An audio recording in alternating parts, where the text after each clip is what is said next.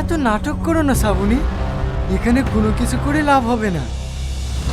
বাঁচাও, কে কোথায় আছো, আমাকে বাঁচাও, শয়তানটার থেকে আমাকে বাঁচাও। তো হ্যালো বন্ধুরা, কেমন আছেন? আশা করি সবাই ভালো আছেন, আমিও ভালো আছি। তো বন্ধুরা, আপনারা কি মডার্ন মে পার্ট 2 দেখতে চান নাকি দেখতে চান না? যদি দেখতে চান তাহলে ভিডিওটিতে একটি লাইক করে চ্যানেলে নতুন হলে চ্যানেলটি সাবস্ক্রাইব করে দিবেন আরো নতুন নতুন ভিডিও পাওয়ার জন্য। তো চলো ভিডিও শুরু করা যাক। তো সর্বপ্রথম দেখানো হয় যে স্যার ক্লাস করাচ্ছেন, কিন্তু ক্লাসের মধ্যে শ্রাবণী ফোন চালাচ্ছে। সেজন্য স্যার বিরক্ত হয়ে শ্রাবণীকে ক্লাস থেকে বের করে দেয়। এরপরে আমরা দেখতে পাই শ্রাবণী ক্লাসের বাইরে এসে রিয়াজকে ফোন করে বলে, আমাদের কলেজ আজকে তাড়াতাড়ি ছুটি হয়ে গেছে, চলো না শুনো আজকে আমরা কোনো রেস্টুরেন্ট থেকে ঘুরে আসি।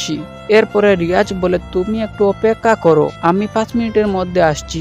এরপরে আমরা দেখতে পাই রিয়াজ বলে, শ্রাবণী আমরা একটি প্ল্যান করেছি, আমরা সবাই শহরের বাইরে নদীর ধারে ঘুরতে যাব, খুব মজা হবে। শ্রাবণী বলে, এত দূরে আমি যাব না।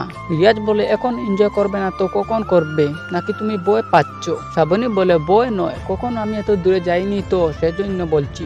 এরপরে আমরা দেখতে পাই যে শ্রাবণী বলে, এত লেট কেন? তোমরা বললে যে শহরের বাইরে নদীর ধারে ঘুরতে যাব, আমি কখন থেকে এসে বসে আসছি। রিয়াজ বলে, নদীর ধারে ঘুরতে যাব না, চলো না শোনা আজকে জঙ্গল থেকে ঘুরে আসি। শ্রাবণী বলে, আমি জঙ্গলের ভিতরে যাব না। তারপর রিয়াজ আর তার বন্ধু শ্রাবণীকে টানতে টানতে জঙ্গলের ভিতর দিকে নিয়ে যেতে লাগলো। তো বন্ধুরা, রিয়াজ এবং তার বন্ধু শ্রাবণীকে কেন জঙ্গলের ভিতর দিকে নিয়ে যেতে লাগলো, তোমাদের মতামত কমেন্টে জানাবেন। আর ভিডিওটি ভালো লাগলে একটি লাইক করে চ্যানেলে নতুন হলে চ্যানেলটি সাবস্ক্রাইব করে দিবেন। তো দেখা হচ্ছে নেক্সট কোনো ভিডিও, তত সময়ের জন্য ভালো থাকবেন, ধন্যবাদ।